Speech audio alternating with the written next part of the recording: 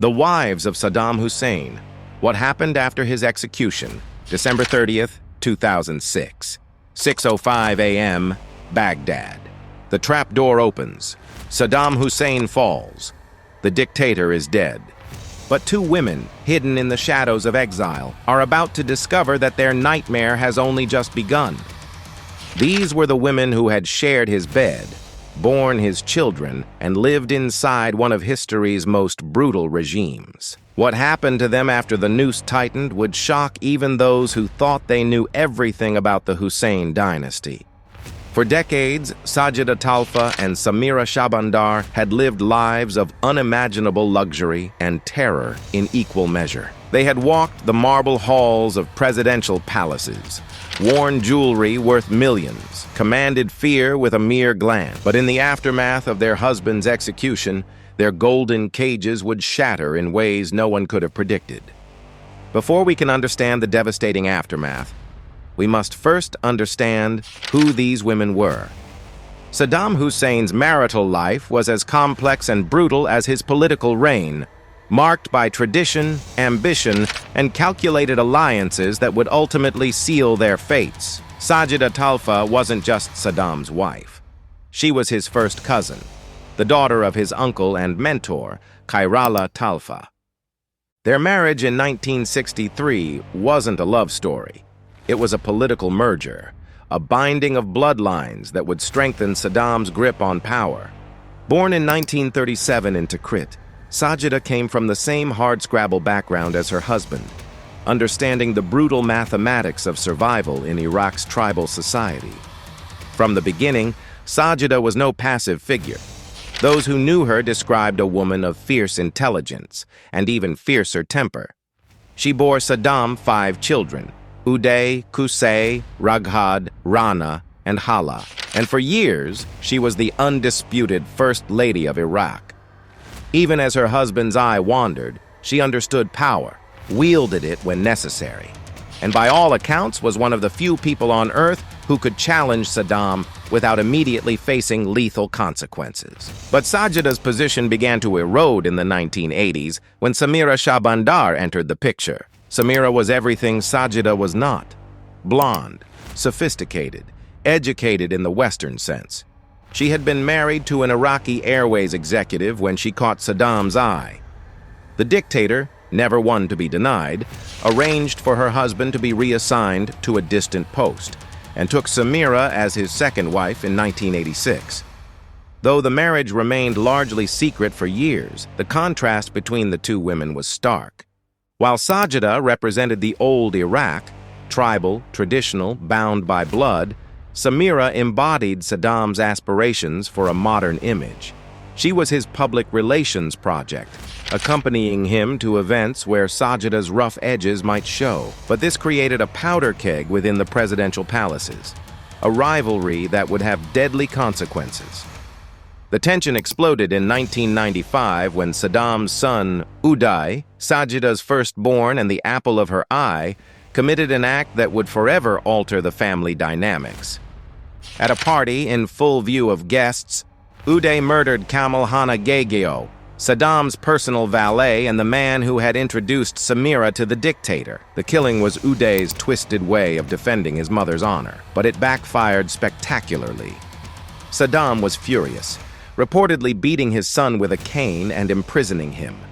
Sajida, caught between her husband's rage and her maternal instincts, made a choice that would define her remaining years in Iraq. She sided with her son. The family never recovered from this schism. Sajida retreated to her own compound, rarely appearing in public, while Samira's star continued to rise. But both women, despite their rivalry, shared one common trait. They were survivors in a world where a wrong word could mean death. As the 1990s progressed and international sanctions strangled Iraq, both women watched their golden world slowly tarnish. They witnessed the growing paranoia of their husband, the increasing isolation of their country, and the brewing storm that would eventually sweep them all away. But nothing could have prepared them for what was coming next. March 20th, 2003 marked the beginning of the end. As American bombs rained down on Baghdad in the opening salvos of shock and awe, Sajida and Samira found themselves in different corners of the crumbling empire, their fates already diverging in those crucial first hours. Sajida, by then largely estranged from Saddam, had been living in a separate compound with her daughters Raghad and Rana. Intelligence reports from that time paint a picture of a woman who sensed the end was near. In the weeks before the invasion, she had quietly begun moving assets, burning documents, and preparing for the worst. Her years of watching Saddam's brutal statecraft had taught her one crucial lesson. In Iraq, regime change meant blood would flow, and the blood of the dictator's family would flow first.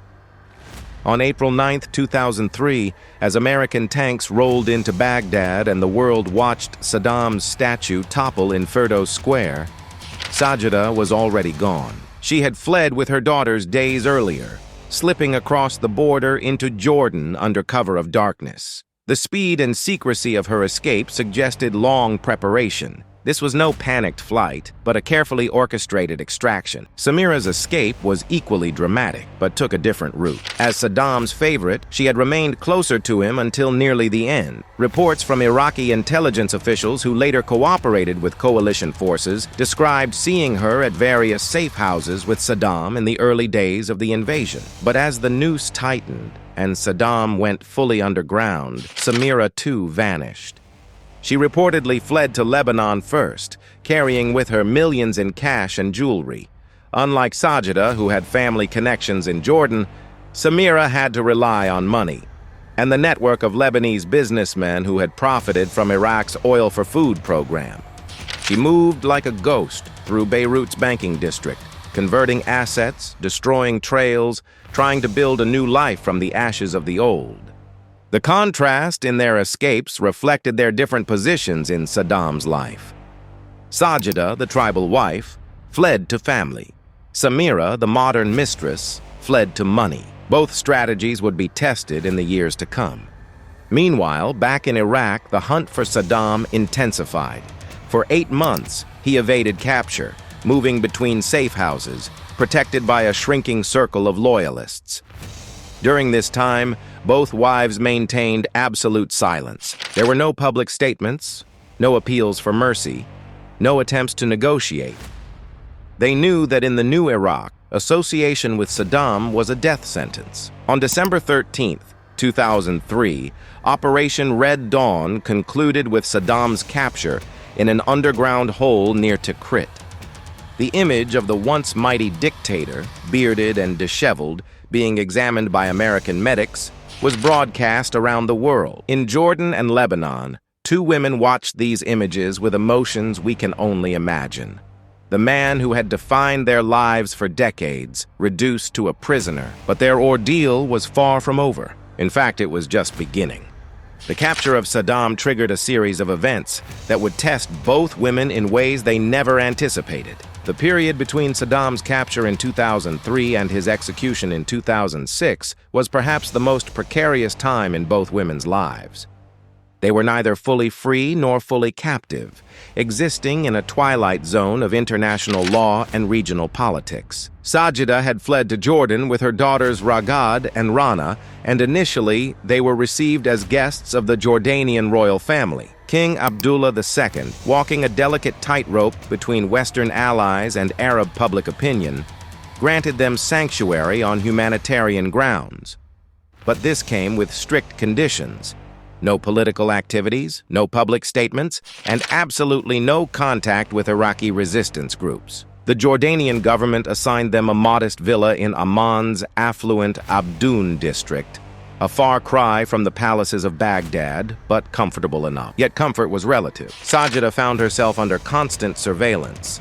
Jordanian intelligence officers monitored her every move. Her phone calls were recorded. Visitors were thoroughly vetted.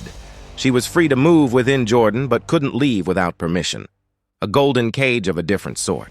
Financial pressure mounted quickly. The millions that Sajida had managed to smuggle out began to dwindle. Legal fees for Saddam's trial, supporting her daughters and grandchildren, and maintaining even a modest lifestyle in expensive Amman ate through her resources. Reports from this period describe her selling jewelry piece by piece, each sale a small surrender of her former life. Her daughters, Raghad and Rana, faced their own struggles. Both had been married to the Camel brothers, who had defected to Jordan in 1995, only to make the fatal mistake of returning to Iraq, where Saddam had them executed.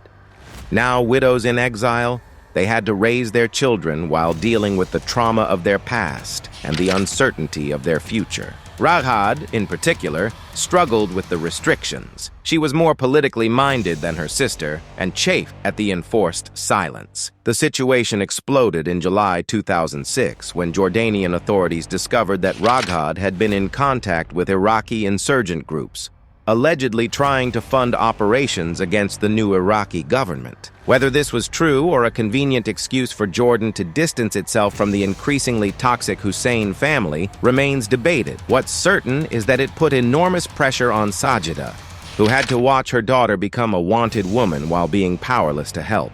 Samira's situation in Lebanon was equally precarious, but different in character. Lebanon, with its weak central government and complex sectarian politics, couldn't offer the same structured sanctuary that Jordan provided. Instead, Samira had to rely on a network of fixers, lawyers, and businessmen, each taking their cut of her dwindling fortune. She moved frequently, never staying in one place for more than a few months. Beirut, Sidon, Tripoli.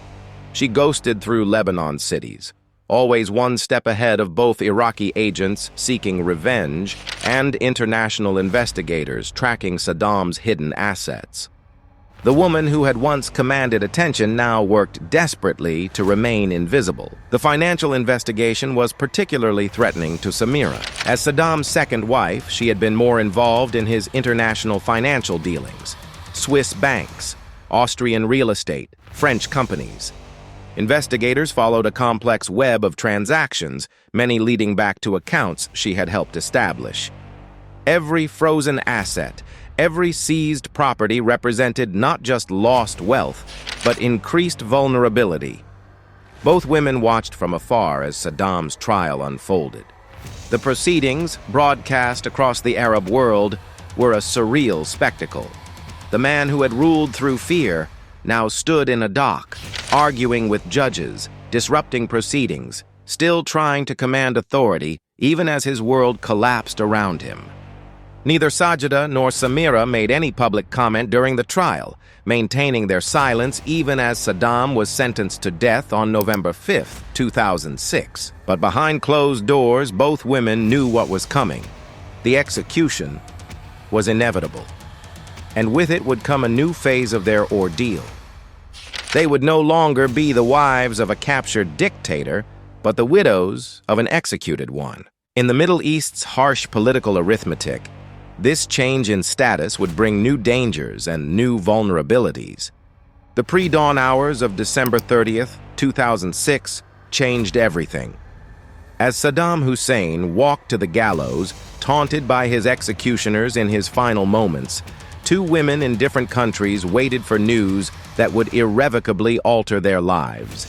The execution, filmed on a mobile phone and leaked to the world, showed not just the death of a dictator, but the final severing of the threads that had bound these women to power. In Amman, Sajida received the news in her villa, surrounded by her daughters. Witnesses later described a scene of controlled grief. There were no wailing demonstrations of sorrow, no dramatic collapses. Sajida, then 69 years old, simply sat in silence for hours, occasionally murmuring prayers. Her response was shaped by decades of living with violence. She had learned long ago that in their world, public displays of emotion were luxuries that could cost lives. But beneath this stoic exterior, the execution triggered an immediate crisis. Under Islamic law and Iraqi tribal custom, Sajida, as the first wife, had certain rights regarding Saddam's body and burial. The Iraqi government, however, had no intention of allowing the executed dictator's remains to become a rallying point for insurgents. They buried him quickly and secretly in his birthplace of Al-Auja near Tikrit, without allowing his family to attend. This denial of basic funeral rites cut deeply. In Arab culture, proper burial is not just a religious obligation, but a fundamental human dignity. Sajida's inability to fulfill this duty as a wife added a layer of humiliation to her grief. She attempted to work through intermediaries, even reaching out to Iraqi government officials through Jordanian channels, but was rebuffed at every turn. The execution also triggered a dangerous shift in how both women were perceived. While Saddam lived, even in captivity, they retained a certain untouchable quality. They were connected to a living former head of state, however reviled. Now they were simply the relatives of an executed war criminal. The thin protection this status had afforded them began to evaporate. For Samira in Lebanon, the execution brought immediate danger. Within days, she received death threats. Iraqi Shia groups, empowered by Saddam's death, openly called for revenge against all members of his family. Lebanese authorities, already uncomfortable with her presence, made it clear she was no longer welcome. She had weeks, perhaps days, to find another sanctuary. Her flight from Lebanon was harrowing. Using false documents and traveling by car to avoid airport security, she made her way to Syria. This was late 2006, before Syria's own descent into civil war, when Assad's regime still provided haven for former Iraqi Baathists. But even there, safety was relative. She lived under an assumed name, rarely venturing out, dependent on the protection of a government that could withdraw its support at any moment. Back in Jordan, Sajida faced a different but equally challenging situation. The execution had emboldened the Iraqi government to formally request the extradition of all Hussein family members. They wanted Sajida and her daughters to stand trial, not necessarily for specific crimes, but as symbols of the old regime. Jordan refused, citing humanitarian grounds, but the pressure was intense. King Abdullah faced a delicate balance. Public opinion in Jordan, where many Palestinians and Iraqis sympathized with Saddam as a symbol of Arab resistance, opposed extradition. But Jordan's Western allies and Gulf neighbors wanted the Hussein family problem to disappear. The compromise was to make their lives increasingly restricted and uncomfortable, hoping they would leave voluntarily. Sajida's movements became even more limited. Her Jordanian residency was made temporary, requiring renewal every few months, each renewal a bureaucratic humiliation. Her access to her remaining funds was restricted. Most painfully, several of her grandchildren were denied permission to visit, effectively separating her from the next generation. The psychological toll was immense. Both women had spent decades as part of Iraq's ruling elite, their every whim catered to, their every word carrying the weight of life and death. Now they were supplicants, dependent on the mercy of governments that viewed them as embarrassing relics. The transition from power to powerlessness was absolute and crushing, but perhaps the cruelest blow came from within their own family. The execution exposed long-simmering divisions among Saddam's children and relatives. Some family members publicly distanced themselves from Sajida and Samira, hoping to build new lives free from the Hussein legacy. Others blamed the wives for not doing more to save Saddam or preserve the family's wealth. The family that had once ruled through unity now turned on itself in exile. As 2007 dawned, both women settled into a grim new reality. The immediate crisis of Saddam's execution had passed, but in its place came the grinding challenge of long-term exile, each year bringing new pressures, new humiliations, and new reminders of how far they had fallen. Sajida's situation in Jordan deteriorated steadily. In 2007, the Iraqi government placed her on their most wanted list, offering a reward for information leading to her capture. Though Jordan refused extradition, this designation made her toxic to anyone who might help her. Banks became reluctant to handle her accounts. Lawyers thought twice before taking her calls.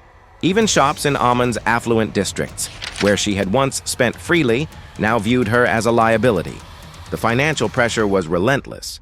The modest stipend the Jordanian government initially provided was cut, then cut again. By 2008, reports emerged of Sajida selling her last pieces of significant jewelry. including a diamond necklace that had once belonged to Kuwait's royal family, looted during the 1990 invasion. Each sale was negotiated in secret, the buyers knowing her desperation and offering pennies on the dollar. Her health began to fail. The stress of exile, combined with age and the loss of access to the elite medical care she had once enjoyed, took its toll. She developed diabetes, complicated by depression that she refused to acknowledge or treat. In a culture where mental health issues carry stigma, Sajida maintained her facade of strength, even as she crumbled internally. Her daughters faced their own struggles. Ragad, placed on Interpol's wanted list in 2007 for allegedly funding terrorism, became virtually imprisoned in Jordan. She couldn't travel, couldn't work legally, and lived in constant fear of assassination. Iraqi intelligence services made it clear that they considered her a legitimate target. Several attempts on her life were reported, though the details remain murky. Rana, the younger daughter, tried to maintain a lower profile, but faced her own challenges. Her children, Saddam's grandchildren, grew up stateless, denied Iraqi citizenship by the new government, and unable to obtain Jordanian nationality. They attended private schools under assumed names, their classmates unaware they were sitting next to the grandchildren of one of history's most notorious dictators.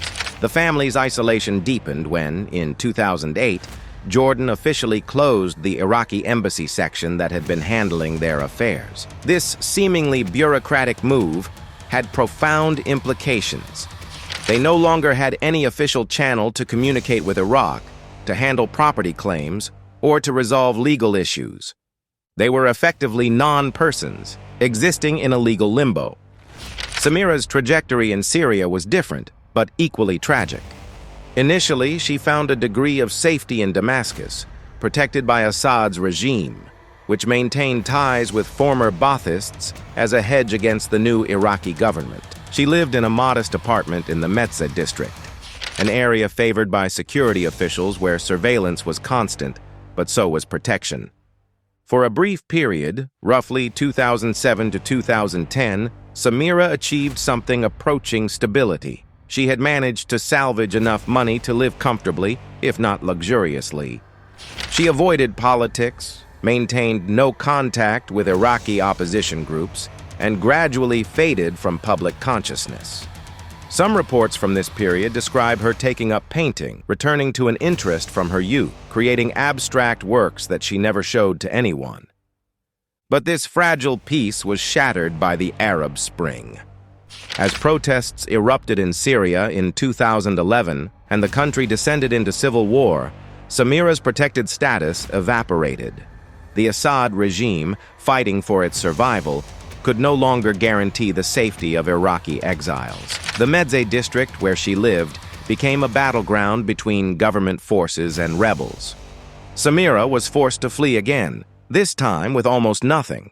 The woman who had once traveled in private jets now joined the streams of refugees heading for the Turkish border. But unlike anonymous refugees who could disappear into camps, Samira's identity made her a target for multiple groups. Iraqi agents, Syrian rebels who saw her as a regime collaborator, and Islamic extremists who viewed her as a symbol of secular dictatorship. She reportedly spent months moving between safe houses in northern Syria, protected by a shrinking network of former Baathists who themselves were being hunted. Money that might have bought her passage to safety went instead to bribes for protection. By 2012, reports placed her in Turkey, though the Turkish government never officially acknowledged her presence. The Syrian civil war also affected Sajida in Jordan. The massive influx of Syrian refugees strained Jordan's resources and patience. The government, dealing with a humanitarian crisis, had even less tolerance for the Hussein family. Pressure mounted for them to leave. But where could they go? No country wanted to accept the widow of Saddam Hussein. By 2013, both women had been in exile for a full decade. The initial shock had worn off, replaced by a grinding desperation. They had sold everything of value, exhausted most of their connections, and watched as the world moved on from the Iraq War. They were relics of a bygone era, forgotten by all except those who still sought revenge. While Sajida and Samira faced their own struggles, a parallel tragedy unfolded: the destruction of the next generation. Saddam's grandchildren, innocent of their grandfather's crimes, inherited the full weight of his legacy. In Jordan, Sajida watched helplessly as her grandchildren grew up marked by their bloodline. One grandson, Ali, Uday's son, excelled academically under an assumed name. But when he applied to university in 2010, his true identity was discovered. Not only was his application rejected, but he was expelled from high school. The grandfather's sins had become the grandson's curse. The younger grandchildren, born in exile, existed in stateless limbo, Jordanian in culture but denied nationality, Iraqi by blood but banned from the country. Some attempted to escape the Hussein legacy by changing names and moving countries. But in the age of facial recognition and global databases, true anonymity proved impossible. The psychological toll was severe. Many required therapy for depression and anxiety, though their status complicated access to care. They lived in constant fear. Every knock on the door, every official letter could be a threat. Sajida could offer them nothing but stories of a grander past, which only emphasized their fall. The situation exploded in 2014 with ISIS's rise. The extremist group made overtures to the Hussein family, hoping to leverage Saddam's legacy among former Baathists. This put the family in an impossible position. Any association would mean expulsion from Jordan, but refusal could invite the group's vengeance. The mere possibility of such connections intensified surveillance and restriction. By 2015, the damage was evident. Several grandchildren had developed substance abuse problems. Education and employment became impossible as universities and companies faced social media campaigns if they accepted anyone connected to Saddam. For the girls, even marriage was complicated. Potential suitors' families rejected the Hussein name, while those willing often sought imagined hidden wealth that didn't exist.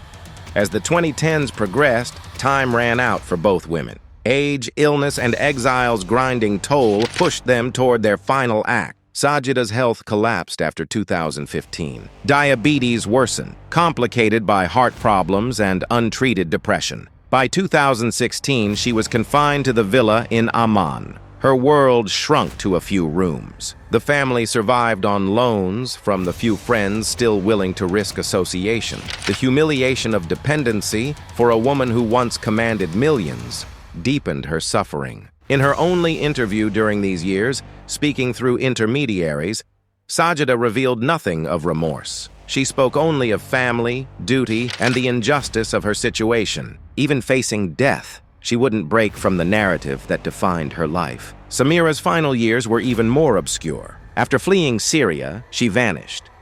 Intelligence reports placed her in Turkey, Qatar, perhaps Russia. Nothing confirmed.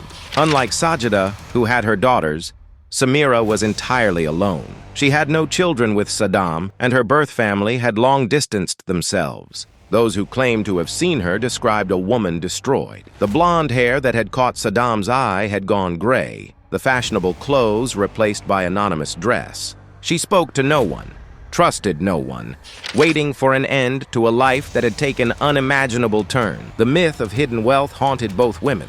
Con artists and treasure hunters approached regularly, convinced they sat on secret fortunes. The reality, near destitution, seemed impossible. This mythology made their poverty dangerous. Criminal groups attempted several kidnappings for ransom, each foiled plot reminding them they'd never be free from Saddam's shadow. By 2020, both women were in their 80s, health failing, resources exhausted. The COVID-19 pandemic added final isolation. Jordan's lockdowns restricted Sajida's already limited movement. For Samira, wherever she was, global travel restrictions made her precarious situation worse. They existed in twilight, waiting for an inevitable end. The end came as anticlimactically as it was inevitable. Both women died as they had lived their final years, in exile, forgotten by a world that had moved on. Samira went first, though exact circumstances remain mysterious. Reports emerged in 2020 of her death, possibly in Turkey, but no official confirmation came. No funeral announcement, no obituary. She simply ceased to exist, erased as thoroughly in death as she had tried to erase herself in life. Those claiming knowledge of her final days described her dying alone, possibly in a hospital under an assumed name, with no family present. Her body was reportedly buried in an unmarked grave, location known only to officials who handled arrangements. Even in death, she was too politically radioactive to handle openly. Sajida died in 2021. Details equally scarce. No government officially announced her death. Iraqi media reported it, citing family sources but couldn't agree on exact dates or circumstances. She died in the same modest villa where she'd spent 2 decades in exile, far from Baghdad's palaces, far from Saddam's grave in Tikrit. In Iraq, no celebrations like with Saddam's execution, but no sympathy either. They had become footnotes, their deaths administrative matters handled discreetly. Among expatriates, reactions were mixed. Some mourned them as links to a lost era. Others saw their suffering as insufficient justice. Most had simply moved on. The international community largely ignored their passing. Major news outlets gave brief mention, if any. The women, once tracked by satellites and pursued by investigators, died without anyone particularly noticing. Their deaths marked an era's end. With them died the last direct links to Saddam's inner circle, whatever secrets they held about hidden assets and the regime's workings. But perhaps most tragic was what happened to the family afterward. Children and grandchildren were left more vulnerable without even the minimal protection the widow's presence had provided. Even after their deaths, the story continues. The Hussein family's 3rd generation still pays for the sins of the first. The curse proving genuinely generational. Raghad and Rana, Sajida's daughters, remain in Jordan, their situation increasingly precarious. Both in their 50s, their entire adult lives have been spent in exile. They've watched their children grow stateless, opportunities vanish, living under constant surveillance. Raghad's attempts to rehabilitate the family name through interviews portraying her father as misunderstood have only increased their isolation. Her inclusion on wanted lists means she can never leave Jordan. The grandchildren's attempts at normal lives have met mixed success. Some immigrated to where the Hussein name carries less weight, Yemen, Sudan, but live in constant fear of discovery. Others remain trapped in Jordan, unable to work legally, unable to travel, existing in legal limbo. Their children, Saddam's great-grandchildren, are born into the same stateless existence, the curse extending to a 4th generation with no memory of Iraq, but unable to escape its shadow. Financial desperation continues. Whatever hidden wealth Saddam accumulated has been seized or remains effectively lost. The family survives on charity from remaining sympathizers and informal work. International human rights organizations occasionally raise concerns about stateless children punished for crimes they didn't commit. But Iraqi and Jordanian authorities dismiss these, arguing the family isn't actively persecuted, merely denied privileges. Psychological studies reveal deep trauma across generations, PTSD in adults, inherited trauma in children who've never known stability or safety. Several family members attempted selling memoirs, but publishers remain wary. The few published met anger from victims and reinforced isolation. The Iraqi government shows no signs of softening. As long as politicians gain votes by being tough on the Hussein family, as long as victims demand justice, the descendants remain pariahs. Meanwhile, Sajida and Samira's graves remain unmarked, unvisited. No family can safely pay respects. They lie in foreign soil, burial sites secret even from their children. The complete destruction of Saddam's family serves as history's warning about absolute power's ultimate price. Not just the dictator pays, but generations become collateral damage in history's judgment. The story of Sajida Talfa and Samira Shahbandar is ultimately a tragedy of an entire system that elevated them impossibly high, then destroyed them utterly. Marrying Saddam, remaining through decades of brutality, benefiting from a regime built on fear. Whether they had real alternatives in Saddam's Iraq, where opposition meant death, remains debatable. But they paid an unimaginable price. They lost everything: wealth, status, country, freedom. And finally, their lives in lonely exile. They watched their children suffer. Grandchildren grow up stateless. They died far from home, graves unmarked, stories untold, except as footnotes to their husband's monstrous legacy. Their case raises uncomfortable questions about collective punishment and inherited guilt.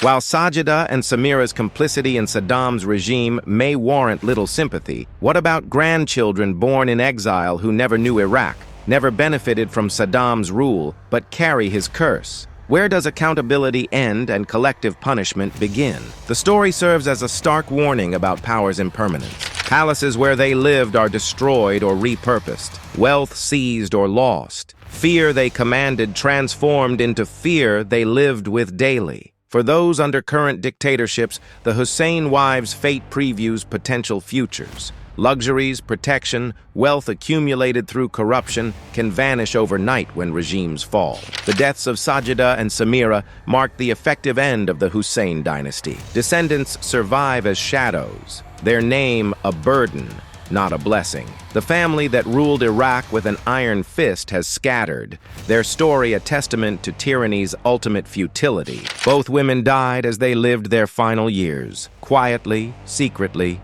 forgotten. Complex, tragic stories reduced to footnotes, cautionary tales about proximity to power. They were dictators' wives, mothers to murdered sons, grandmothers to stateless children. Ultimately, casualties of history they helped write but couldn't escape. All that remains are unmarked graves and descendants carrying an unspeakable name. This was their brutal fate after Saddam's execution. Not dramatic endings, but slow destruction. Not martyrdom, but marginalization. Not even the dignity of being remembered as individuals, rather than extensions of their infamous husband.